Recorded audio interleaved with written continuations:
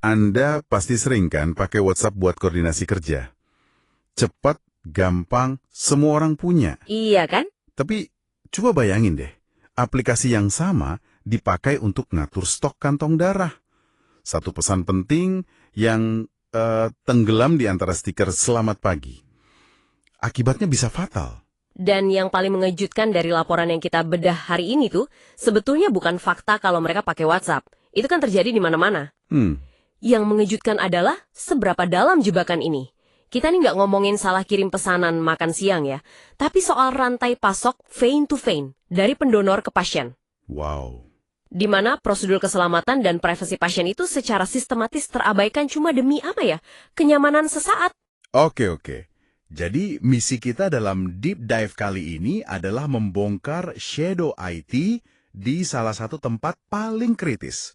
Kita pengen tahu gimana alat komunikasi sehari-hari ini justru bikin risiko besar, dan apakah solusinya beneran cuma ganti aplikasi? Waktu saya baca laporan ini, ada 3 masalah utama yang benar-benar menonjol. Yang pertama ini soal kepemilikan data. Ya. Semua data penting, laporan stok darah, diskusi kasus, semuanya ada di ponsel pribadi staf. Kalau staf itu resign atau katakanlah ponselnya hilang, data krusial institusi ikut lenyap. Dan itu baru permulaan loh.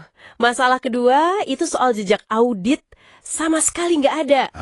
Kalau ada sengketa medis atau audit kualitas, mustahil bisa dilacak siapa bilang apa dan kapan. Semuanya ya menguap aja di dalam cek pribadi yang nggak terpusat. Ini mimpi buruk dari sisi akuntabilitas. Nah, yang ketiga ini yang paling kita semua rasain kayaknya. Kebisingan informasi atau alert fatigue. Betul. Saya aja sering kelewat info penting di grup keluarga karena ketimbun 50 stiker. Bayangin kalau pesan yang kelewat itu permintaan darah Cito buat pasien kritis. Laporan ini nunjukin itu terjadi dan sering. Dampaknya sangat nyata. Laporan ini nggak sih contoh yang bikin merinding? Ada kasus hasil uji saring HIV atau hepatitis C, pasien dikirim lewat WhatsApp. Tunggu. Serius? Lewat WhatsApp? Iya, ini pelanggaran privasi data medis yang luar biasa besar. Yang lebih parah lagi, permintaan darah darurat atau CITO dari rumah sakit seringnya masuk ke WhatsApp pribadi petugas piket. Wah, ini kedengarannya fatal banget. Maksudnya, permintaan darah darurat bisa kelewat gitu aja cuma karena petugasnya ganti shift. Tepat. Petugas shift berikutnya nggak akan pernah tahu ada permintaan itu, karena pesannya ya nyangkut di ponsel pribadi rekannya. Oh, wow. Terciptalah silo informasi yang sangat berbahaya, di mana nyawa pasien jadi taruhannya. Oke, masalahnya jelas banget dan cukup mengerikan ya. Terus solusinya gimana? Apa kita harus bikin aplikasi super canggih dari nol? Ternyata menurut laporan ini, jawabannya lebih simple dan ada di struktur. Disinilah mereka bandingin dengan Google Chat. Betul. Jadi alih-alih satu grup besar yang campur aduk kayak grup UDD ceria gitu, komunikasi dipecah ke dalam ruang atau spaces. Oke. Misalnya ada ruang khusus manajemen stok darah, ruang lain buat jadwal donor, dan seterusnya. Nah, di dalam setiap ruang ada utas atau threads spesifik. Jadi, permintaan Cito pasien X jadi satu utas sendiri yang rapih, nggak akan ketimpa obrolan lain. Tapi saya bisa bayangin deh, staf medis mungkin agak nolak. Google Chat kan kesannya lebih korporat, lebih kaku. Bukannya justru kecepatan dan keinformalitas WhatsApp itu yang dicari pas situasi darurat? Itu argumen yang valid. Tapi laporan ini membantahnya. Justru struktur itulah yang menciptakan kecepatan saat krisis. Anda nggak perlu panik scrolling ratusan pesan buat cari satu info. Masuk akal. Anda tahu persis harus cari di ruang dan utas yang mana. Dan di luar itu, ada 2 fitur yang jadi pembeda utamanya.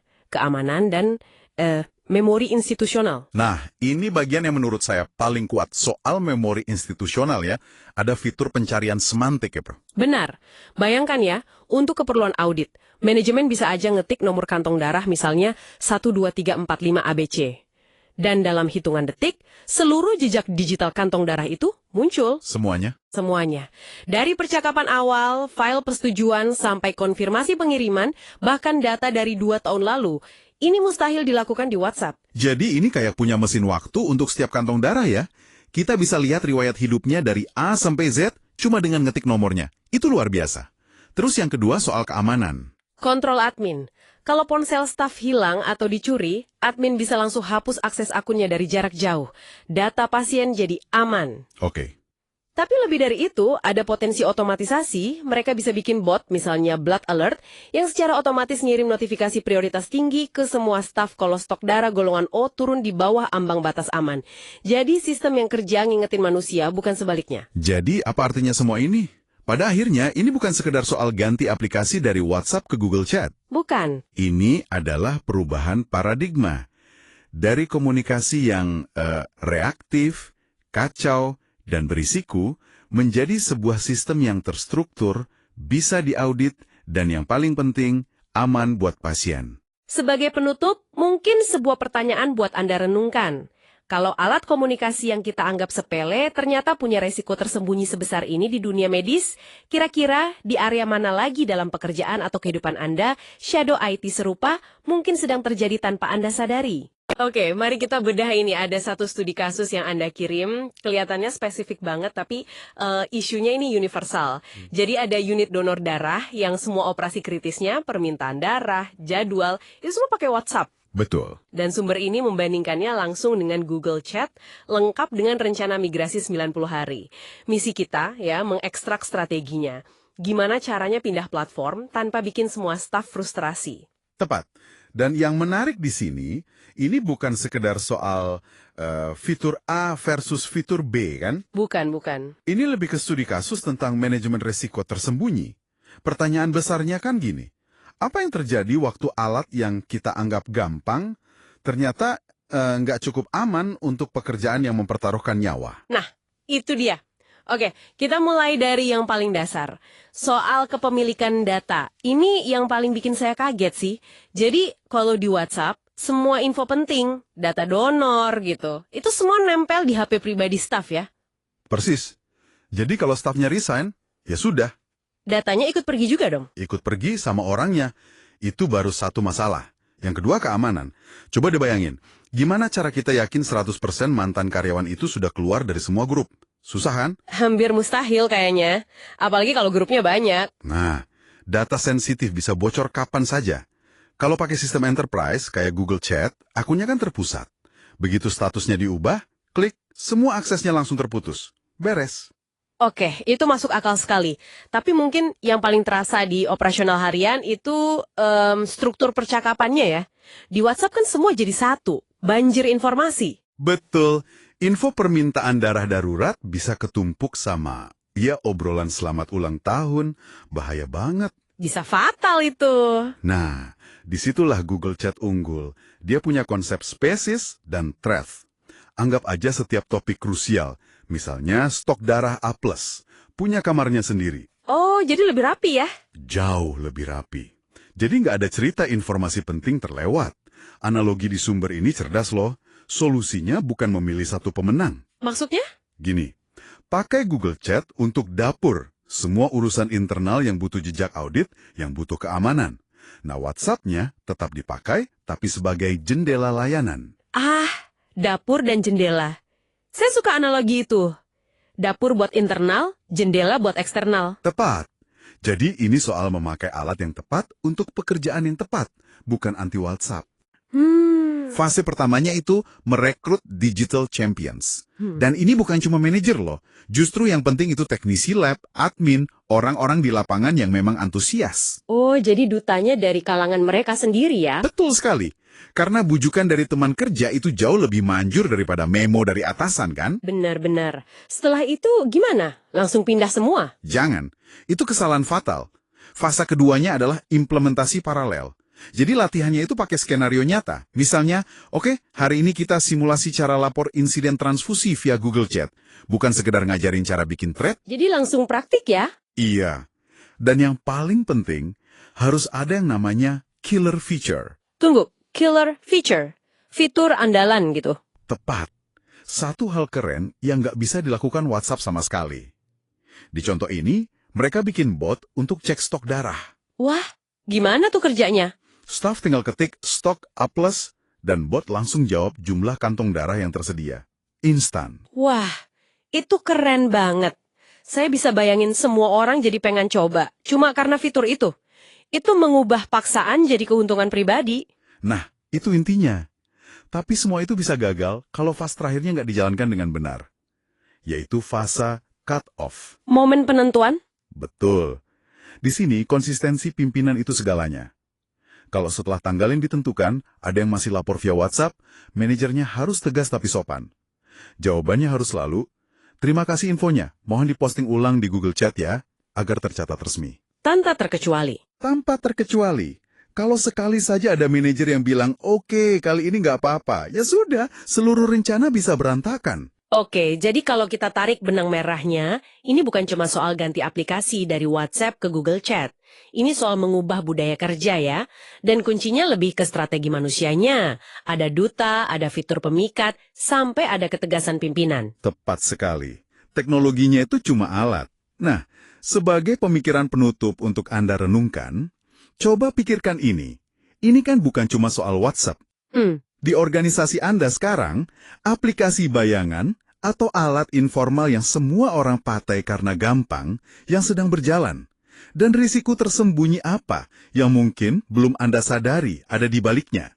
Oke, selamat datang di The Deep Dive. Hari ini kita punya studi kasus yang menarik banget. Menarik dan relevan banget ya. Betul. Gimana sebuah organisasi krusial seperti unit donor darah atau UDD bisa modernisasi cara mereka komunikasi. Sumber yang kita punya ini ngejelasin dilema klasik lah. Di satu sisi, ada pendonor yang udah nyaman banget pakai WhatsApp. Udah jadi kebiasaan ya kan? Nah, itu dia. Tapi di sisi lain, UDD-nya sendiri butuh sistem internal yang lebih profesional dan aman. Pakai WhatsApp buat urusan kantor itu kan risikonya banyak. Informasinya bisa tercecer. Iya, tercampur sama obrolan pribadi. Jadi misi kita hari ini adalah membedah solusinya. Gimana caranya menjembatani dua dunia ini tanpa ada yang dipaksa pindah platform. Dan solusinya ini bukan soal WhatsApp lawan Google Chat gitu? Bukan adu tanding ya. Bukan, strateginya lebih cerdas. Di sumber ini disebutnya integrasi hibrida atau model dua pintu. Model dua pintu, oke. Intinya, biarin aja pendonor tetap di pintu WhatsApp yang mereka udah kenal. Perubahan besarnya itu justru terjadi di internal UDD. Mereka yang pindah ke Google Chat. Model dua pintu. Kedengarannya bagus, tapi saya langsung kepikiran, ini gimana teknisnya? Pesan dari pendonor di WhatsApp biar bisa nyampe ke staff di Google Chat itu gimana? Nah, disinilah yang namanya middleware atau teknologi perantara itu berperan. Coba bayangin skenario ini ya dari sumber kita. Oke. Seorang pendonor ngechat ke nomor resmi UDD di WhatsApp, "Halo, stok B+ ada nggak? Saya mau donor." Sederhana ya. Betul. Saat itu juga ada sistem, bisa Zapier atau skrip khusus yang langsung nangkep pesan itu dan nerusin ke sebuah space atau ruang diskusi di Google Chat. Oh, jadi langsung diterjemahin gitu. Tepat. Si pendonor tetap berbahasa WhatsApp, UDD berbahasa Google, dan semua tetap nyambung. Oke. Terus apa yang terjadi di sisi UDD-nya? Stafnya lihat pesan itu masuk di Google Chat, lalu? Iya, staf CS lihat pesannya, kalau dia ragu soal stok, dia nggak perlu keluar aplikasi. Tinggal mention aja rekannya di thread yang sama, @bagian stok, tolong cek B+. Jadi kolaborasinya langsung di situ. Betul. Setelah bagian stok balas, CS tinggal ketik balasan akhirnya di Google Chat. Dan middleware yang sama akan ngirim balik ke WhatsApp si pendonor. Mulus banget. Wah, ini pasti melegakan banget buat staf CS. Nggak perlu lagi khawatir kan pesan penting dari pendonor ketumpuk sama obrolan grup keluarga? Iya, soal fokus kerja dan soal work-life balance juga. Dan yang paling penting, semua jejak percakapan kerekam di sistem milik organisasi, bukan di HP pribadi staf. Itu krusial. Betul. Dan ini lebih dari sekedar obrolan loh. Maksudnya? Sumber Anda menekankan, disinilah potensi sebenarnya kebuka. Pakai Google Apps Script misalnya, UDB bisa bikin otomatisasi. Contohnya gimana? Contohnya, bikin skrip yang otomatis narik data jadwal mobile unit dari Google Spreadsheets, terus setiap jam 7 pagi, ringkasannya dikirim ke Space, tim lapangan. Wow, jadi nggak ada lagi admin yang harus copy-paste tiap hari? Persis. Ini bukan lagi aplikasi chatting, tapi udah jadi semacam pusat komando operasional. Oke, saya ngerti. Kalau gitu, ayo kita tarik ke gambaran besarnya. Apa aja rekomendasi strategis utama dari materi ini buat pimpinan UDD? Ada 4 pilar. Pertama, jelas, adopsi penuh model 2 pintu tadi. Internal wajib Google Chat, eksternal pakai WhatsApp Business API. Sip. Kedua? Kedua, investasi pada kepatuhan. Ini penting. Mereka harus ngurus hal-hal kayak BAA dengan Google dan konfigurasi Google Vault. Tunggu. MEI ini kan perjanjian legal soal data sensitif kesehatan ya? Betul. Ini payung hukum yang melindungi UDD. Dan Google Vault itu kayak arsip digital anti rusak buat semua komunikasi. Jadi aman kalau ada audit. Oke, masuk akal. Pilar ketiga? Pilar ketiga, fokus pada manusia. Ini yang paling sering jadi tantangan kan? Nah, ini dia. Mengubah kebiasaan orang itu yang paling susah. Ada triknya nggak dari sumber kita buat meyakinkan staf? Ada. Kuncinya itu mengubah narasi. Bukan ini aturan baru, tapi ini melindungi kamu dari kesalahan. Oh, menarik. Dengan semua data terpusat, kalau ada apa-apa, staf punya rekam jejak digital yang jelas. Ini jaring pengaman buat mereka. Keberhasilannya, kata sumber itu, 80% di sini. Manajemen perubahan ya, betul. Dan pilar keempat, manfaatkan seluruh ekosistemnya. Dokumen, spreadsheet, kalender, semuanya. Jadi, kalau ditarik benang merahnya, ini bukan cuma ganti aplikasi ya. Ini soal membangun fondasi komunikasi digital yang matang. Aman, terstandar, efisien. Tepat sekali. Fondasi untuk inovasi di masa depan. Nah, sebagai penutup, apa pemikiran yang bisa kita tinggalkan untuk direnungkan oleh pendengar? Sumbernya ngasih tantangan yang menarik. Dengan fondasi Google Workspace yang kuat ini, UDD bisa mikirin langkah selanjutnya. Seperti? Pakai AI kayak Gemini buat analisis ribuan percakapan lama untuk prediksi tren kebutuhan darah. Wow. Atau deteksi otomatis sentimen pendonor yang mulai nggak puas sebelum masalahnya jadi besar. Masa depan banget ya. Betul, dan langkah pertama menuju masa depan canggih itu ya dimulai dari langkah yang mungkin terdengar membosankan hari ini.